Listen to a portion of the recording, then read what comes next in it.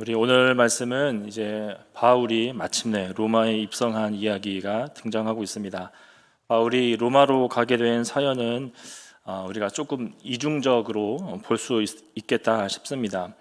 왜냐하면 바울이 로마로 가게 된 그 이유가 이제 죄수의 신분으로 끌려갔기 때문입니다. 그러나 사실은 하나님께서 바울을 로마로 보내셔서 이제 복음 전파하도록 보내신 것이기에 바울의 로마행은 조금 이중적으로 볼 수 있겠다 싶습니다. 우리 이런 바울의 여정을 조금 더 한번 보도록 하겠습니다.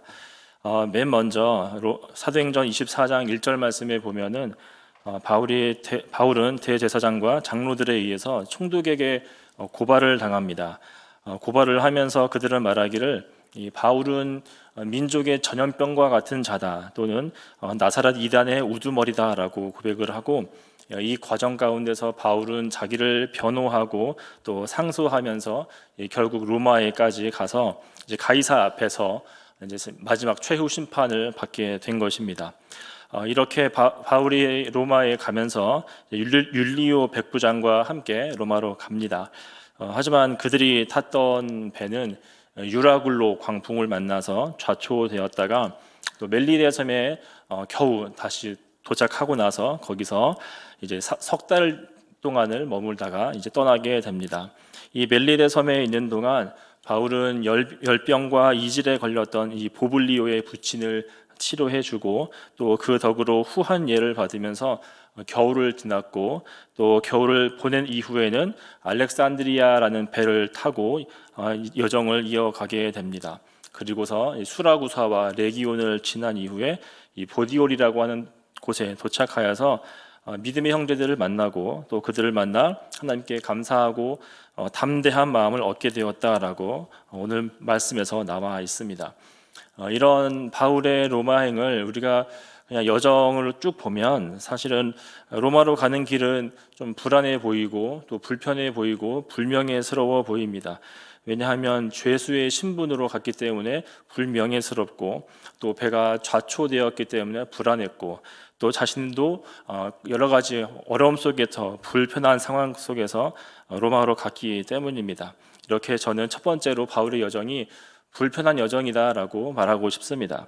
하지만 그렇게만 보기에는 어려운 이유는 우리가 말씀에서 알고 있는 것처럼 바울의 로마행은 하나님께서 먼저 계획하신 일이었기 때문입니다.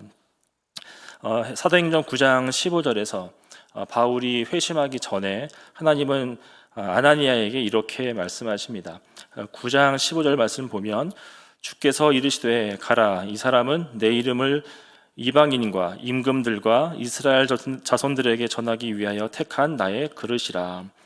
이처럼 바울은 회심도 하기 전에 하나님께 선택받아서 임금들, 이방인 그리고 이스라엘 자손들에게 전하기 위한, 하나님의 복음을 위한 그릇이다라고 이야기하셨습니다. 그리고 시간이 지나 하나님은 바울에게 똑같이 말씀을 하셨습니다. 바울이 회심하고 나서 그리고 여러 번 복음을 전파하는 가운데에 사도행전 23장 11절에 보면 하나님 다시 한 번 더 말씀해 주셨습니다. 그날 밤에 주께서 바울 곁에 이르시되 담대하라, 내가 예루살렘에서 나의 일을 증언한 것 같이 로마에서도 증언하여야 하리라 하시니라. 이 말씀은 바울이 공회 앞에 서 있을 때 어떤 위협과 협박을 받는 중에 로마에서도 증언하여야 하리라고 말씀을 하신 것입니다. 이 말씀을 들은 바울은 어쩌면 안심했을 수도 있을 것 같습니다. 많은 사람들 앞에서 공격받고 또 이제 이상한 사람으로 몰리는 도중에 하나님께서 이런 말씀을 해주시면 너 아직 끝난 거 아니다라고 하는 위안의 말씀이기 때문입니다. 하지만 한편으로는 또 더 나아가서 이 혼란스러운 지금의 그 사정 앞에서 하나님은 계획이 있다라고 또 말씀해 주신 거죠. 그냥 안심이 아니라 그것을 넘어선 너에 대한 하나님의 계획이 있음을 말씀해 주셨습니다. 그리고 로마행이 결정되고 이제 배로 떠난 중에 광풍을 만나 사람들이 다 좌절할 때에 바울은 27장 22절에서 25절을 통해서 이렇게 자신의 믿음을 표현하고 있습니다. 제가 한번 읽어보겠습니다. 내가 너희를 권하노니 이제는 안심하라. 너희 중 아무도 생명에는 아무런 손상이 없겠고 오직 100분이리라. 내가 속한 바 곧 내가 섬기는 하나님의 사자가 어젯밤에 내 곁에 서서 말하되 바울아 두려워하지 말라. 내가 가이사 앞에 서야 하겠고 또 하나님께서 너와 함께 항해하는 자를 다 내게 주셨다 하였으니 그러므로 여러분이여 안심하라. 나는 내게 말씀하신 그대로 되리라고 하나님을 믿노라. 지금 이제 배가 다 흔들리고 깨지게 된 상황에서, 즉 이 생사가 지금 코앞에 있는 상황에서 바울은 하나님을 믿기로 결정했고 그 말로 사람들을 위로하고 있는 것입니다. 그리고 나서 결국 배는 깨졌지만 사람들은 목숨을 잃지 않았고 우여곡절 끝에 하나님 말씀처럼 바울은 로마에 도착했습니다. 아까 9장에서 처음 하나님께서 아나니아에게 바울은 이방과 임금들과 이스라엘을 위한 나의 택한 그릇이다라고 말씀해 주셨고, 또 바울이 공회 앞에 섰을 때에 하나님이 내가 너를 로마에 세우겠다라고 말씀해 주셨고, 이제 로마로 가게 돼서 배 타고 가는데 배가 완전히 다 깨지게 된 그 상황에서 다시 한 번 더 하나님께서 말씀하신 대로 믿고 갔더니 정말 지금 로마에 오게 되어 있다라고 이야기하고 있는 것입니다. 말씀대로 된 것이고 그의 믿음대로 되었으며 또 한편으로는 로마에 있는 이 형제들을 보고 싶어 했던 바울의 오랜 열망이 성취된 일이기도 하였습니다. 그래서 오늘 말씀은 바울이 어디를 지나 로마에 도착했다라고도 요약할 수 있겠지만, 이 로마행은 그저 힘들었어, 괴로웠어, 길었어 라는 것 말고도 그 뒤에 숨겨 있는 더 중요한 하나님의 뜻이 숨어 있습니다. 그러면 이 말씀이 지금 우리에게 말하고 싶은 바가 있다면 무엇일까요? 오늘은 이 바울이 배에 타고 있는 이 모습을 한번 그려보면서 그 의미들을 생각해 보려고 합니다. 첫 번째는 바울이 탄 배의 뱃머리입니다. 11절 말씀에 보면은 알렉산드리아 배를 탔는데 그 배의 앞에 그 뱃머리에 장식을 단 것이 이름이 뭐라고 나오죠? 디오스구로라고 말하죠. 여러분 성경책에 관주가 있는 성경책 보시면 밑에 뭐라고 써 있죠? 제우스의 쌍둥 아들이라고 쓰여 있습니다. 뱃사람들이 뱃머리 장식으로 이 디오스구로, 제우스의 쌍둥 아들을 단 이유는 무엇일까요? 예뻐서 달았을까요? 예쁠 수도 있겠지만 배 타는 사람들은 그런 거를 달 때에 조금 의지하는 마음으로 달죠. 그래서 이 제우스구로는 항해의 신들, 뱃사람의 보호자들이라고 하는 의미가 있습니다. 그러니까 항해할 때에 이거 달면 나는 안전할 수 있다, 나는 편하게 다녀올 수 있다라고 하는 거죠. 자, 그런데 이 그림이 제가 주목한 이유는, 자, 지금 이 배는 그냥 여객선이 아니라 우리가 다시 보면 사명 가지고서 사명을 이루기 위한 여정의 그 배 아니겠습니까? 그러니까 사명 갖고 가는데 우상으로 장식된 배를 지금 타고 있다는 것이죠. 감이 잘 안 오시는 것 같아서 만약에 우리 화요전도단이 전도하러 가는데 신천지 붙어 있는 신천지 스타렉스 타고서 갔다라고 하는 거랑 똑같다는 것입니다. 용납할 수가 있으시겠습니까? 우리가 배척하고 우리가 경계하는데 그런 문양으로 그런 글씨로 다 이렇게 도배되어 있는 차를 타고서 전도 간다는 것은 우리가 이해할 수 없는 것입니다. 이처럼 우리도 예수 믿는 우리도 하나님이 온 세상의 주인이심을 믿고 살지만 이 세상은 하나님의 통치가 잘 작동되지 않는 곳에서 우리는 살아가고 있습니다. 말씀대로 정직하게 살면 바보가 됩니다. 또 타협하지 않으면 뒤처지기도 합니다. 우리는 개인주의, 그리고 물질주의, 또 상대주의, 이 무질서의 세상에서 살아가고 있습니다. 이것은 문화에 점점 더 들어와서 여러분, 우리가 혼자서 밥 먹는 것이 이제는 이상하지 않고, 그리고 남을 위한 배려를 사람들은 어색해하고 굉장히 불편해합니다. 자기를 위한 권리만 있고 다른 사람을 위한 배려는 배우지 못한 시대를 살고 있습니다. 심지어 어린아이들도 꿈이 뭐냐라고 물어보면 제가 어릴 때는 대통령이요 과학자요 라고 했는데 요즘 아이들은 돈 많은 백수가 꿈입니다 라고 말합니다. 제가 정말 들었던 이야기입니다. 그리고 요즘 시대는 우리가 뭔가 판단할 때 옳고 그름을 따지지 않습니다. 무엇을 따질까요? 좋고 나쁨을 따지는 것입니다. 내가 그 행동을 하는 게 옳은 거냐 그른 거냐가 아닌 내가 하면 그거 좋은가 내가 하면 조금 별로인가를 따지게 된 시대에 있습니다. 이게 바로 우리가 살고 있는 시대입니다. 누군가를 불편하게 하는 일만큼 사실은 또 무례가 없는 그런 시대를 살고 있다는 거죠. 그러니까 배가 만약에 세상이라고 치면 우리가 살고 있는 이 세상의 배는 말씀과 정면 배치된다는 거죠. 우리 안에서나 하나님 말씀을 외치지 나가서 하나님 말씀 외치면 이상한 사람 취급을 받습니다. 그리고 그 안에서 우리는 어쩌면 외롭게 어쩌면 어울리지 않게 살아가고 있죠. 둘째는 이제 배에 누가 타고 있느냐는 것입니다. 배에 누가 타 있죠? 배에 탄 주요 인물은 당연히 바울이겠습니다.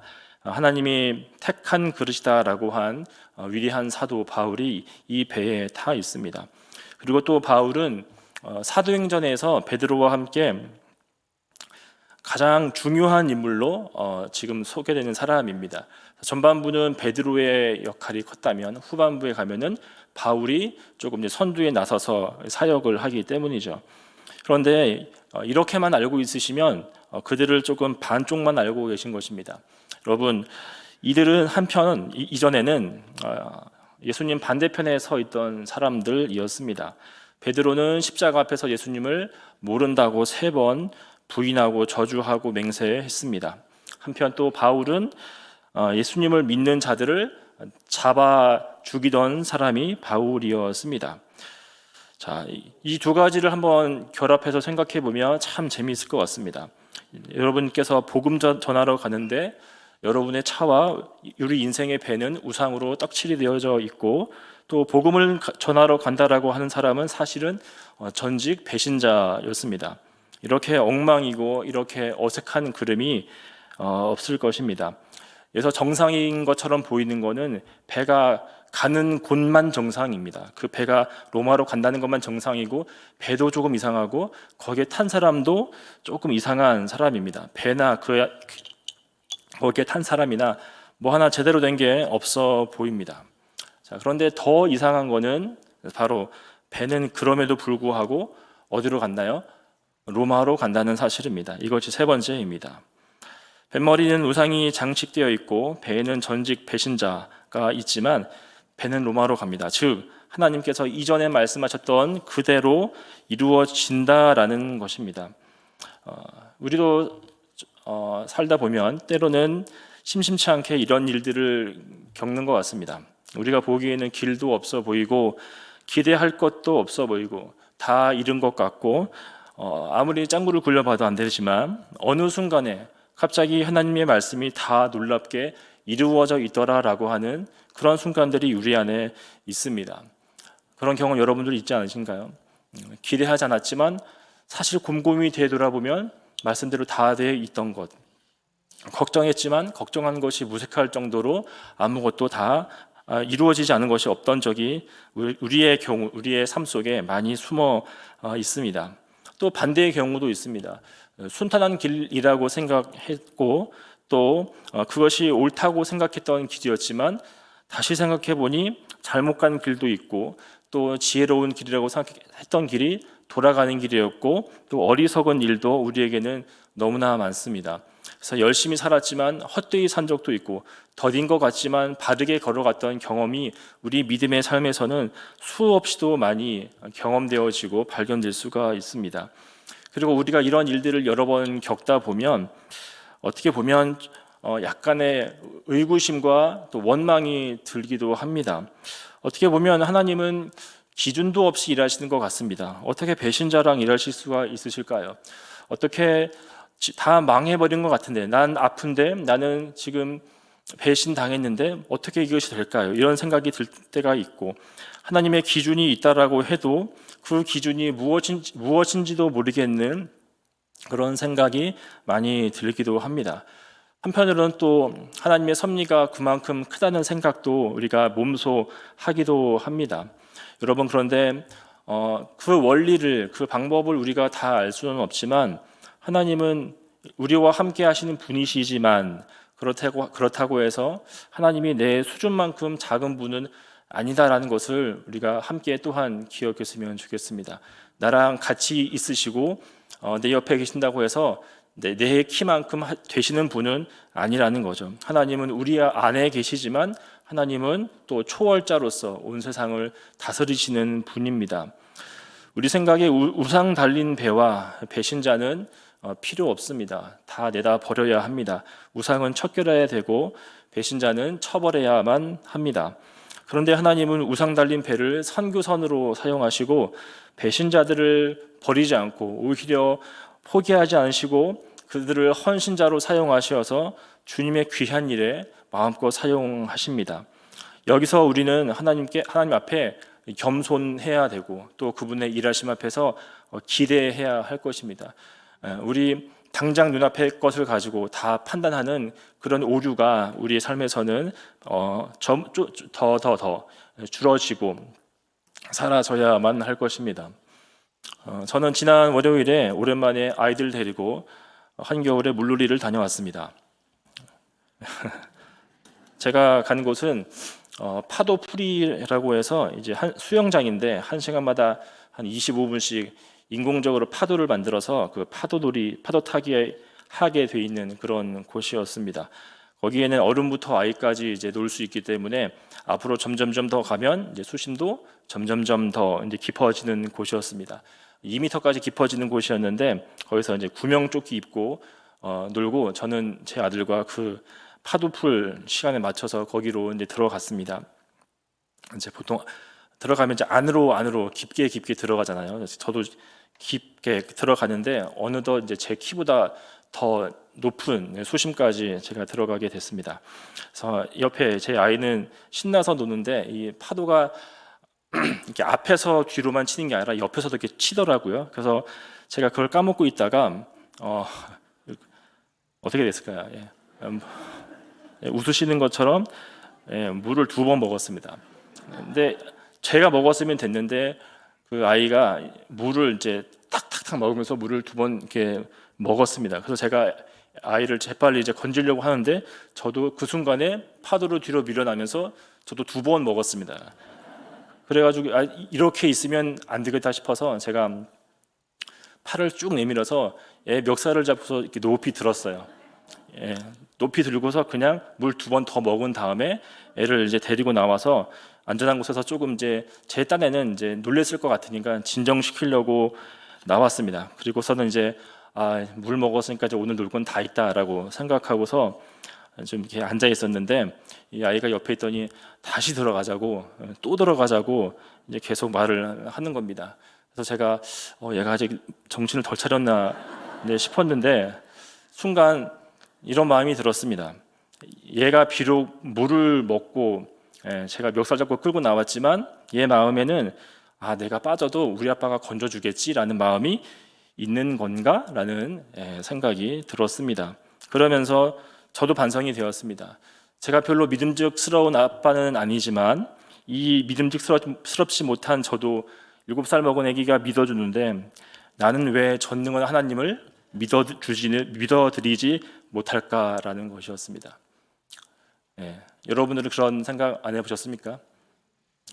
이 아들은 저한테 또 들어가자, 아빠가 건져줄 거잖아 이렇게 말하는데 저는 저보다 더 몇만 배 비교할 수 없을 정도로 높으신 하나님 앞에서 주님 못 믿겠는데요 라고 그냥 가만히 있는 제 모습이 떠올랐습니다. 믿음 없는 제 모습, 용기 없는 제 모습, 너무나 답답하고 한심 없는 제 모습, 그냥 포기해 주시면 좋겠는 제 모습이 보였다는 것입니다. 여러분, 사람들은 가끔 삶을 항해에 비유합니다. 그래서 여러분의 삶을 항해에 비유해 본다면 여러분이 탄 배는 어떤 배입니까? 멋지고 큰 배입니까? 아니면 작은 고무 보트이십니까? 또 그 배는 잘 가고 있습니까? 아니면 위태로워 보이십니까?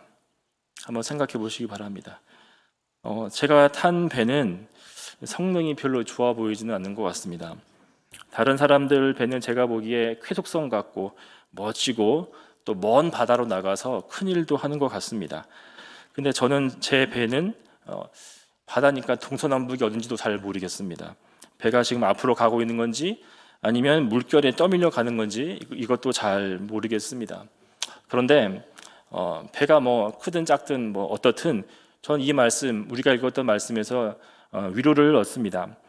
왜냐하면 저 혼자 그렇게 느낄 뿐 하나님의 손길은 여전히 지혜롭고 힘있게 움직이고 있기 때문입니다.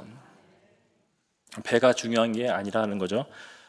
여러분이, 제가 드리고 싶은 말씀은 여러분이 탄 배의 이 키를 하나님께 드리라는 말씀이 아닙니다. 왜냐하면 이미 여러분의 키를 하나님이 잡고 있기 때문입니다. 그래서 우리 입장에서 배가 떠밀려 가고 있으면 배가 기름 안 먹으니까 좋은 것이고, 또 배가 천천히 가면 멀미 안 나니까 또 좋은 것입니다. 이제 말씀을 정리하려고 합니다. 로마로 가는 바울의 여정은 어떻게 보면 험하고 의미 없고 너무 거칠기만 한 여정일 수도 있었습니다. 하지만 실상은 하나님이 이전부터 계획했고 꾸준히 말씀하시고 또 독려하면서 이끌어 오셨던 그 하나님의 말씀, 내가 너를 이방인과 임금들 앞에 서게 하겠다라고 했던 말씀의 성취가 이루어지는 중이었습니다. 우리의 삶도 똑같습니다. 때로는 내가 사는 것이 무의미한 삶을 사는 것만 같고 또 별로 특별할 것도 없는 삶인 것만 같습니다. 또 때로는 광풍이 막 불어서 내가 밀려나는 것도 같고 또 시시하고 너무 힘들기만 한 그런 삶인 것 같지만, 놀랍게도 신기하게도 재미있게도 하나님의 말씀은 지금도 이루어지고 있고 중단되지 않는다는 사실을 우리가 믿기를 바랍니다. 온 천지보다 크신 하나님께서 우리 안에 계십니다. 그리고 그 하나님은 우리 곁에 계시고 그 하나님은 우리를 위하십니다. 그리고 우리와 함께 주님의 나라를 위해서 30배, 60배, 100배로 자라게 하고 있으십니다. 여러분 지혜로우시며 또 우리와 함께 하시는 그 하나님을 신뢰하며 여러분 각자에게 주신 믿음의 항해를 오늘도 묵묵히 나서시기를 축복합니다. 그때에 우리가 오늘 말씀의 제목처럼 비로소 그때의 진정한 감사와 담대한 마음이 우리 안에서 피어나게 될 것입니다. 우리 삶의 주인 되시는 주님을 다시 한 번 더 의지하며 믿음의 걸음을 걸어가시는 우리 성도님들 되시기를 예수님의 이름으로 축복합니다. 기도하겠습니다. 좋으신 하나님 아버지, 은혜와 사랑을 감사합니다. 하나님께서 우리의 삶의 주인 되심을 오늘 말씀을 통해서 다시 한 번 더 확인하고 마음속에 새깁니다. 하나님 아버지, 우리는 때로는 부족하고 연약하여서 돌아가기도 하고 때로는 자책하기도 하지만 하나님이 우리 인생의 선장이시고 우리 인생의 인도자가 되심을 믿사오니 주님께서 예정하신 길로, 선하고 의로운 길로 우리를 날마다 인도하여 주시옵소서. 의심하지 않게 하시고 넘어지거나 낙심하지 않게 하시고 쓸모없다, 필요없다 말하지 않게 하여 주시옵소서. 하나님께서 이루실 그 선한 것들을 바라보며 오늘도 살아갈 수 있는 힘을 허락하여 주시옵소서. 그렇게 하실 우리 주 예수님의 이름으로 기도드리옵나이다. 아멘.